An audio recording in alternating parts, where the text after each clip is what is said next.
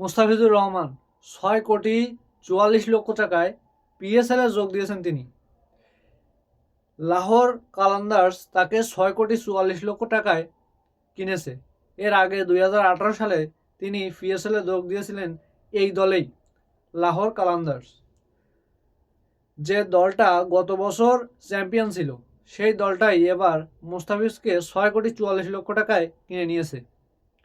PSL এ এইবার মুস্তাফিজ যাবে খেলতে, আইপিএল থেকে বাদ দেওয়া হয়েছে তাকে, কিন্তু পিএসএল তাকে টেনে নিয়েছে। এই পিএসএল দলে আরও অনেক দামি দামি প্লেয়ার আছে, যেমন শাহিন আফ্রিদি 70 মিলিয়ন রুপি, সিকান্দার রাজা 28 million rupee, Mohammad Naim 7 million rupee, Abdul Shafiq 22 million rupee, আরও অনেক প্লেয়ার আছে পিএসএলে। তো পিএসএল আইপিএল একসাথেই চলে।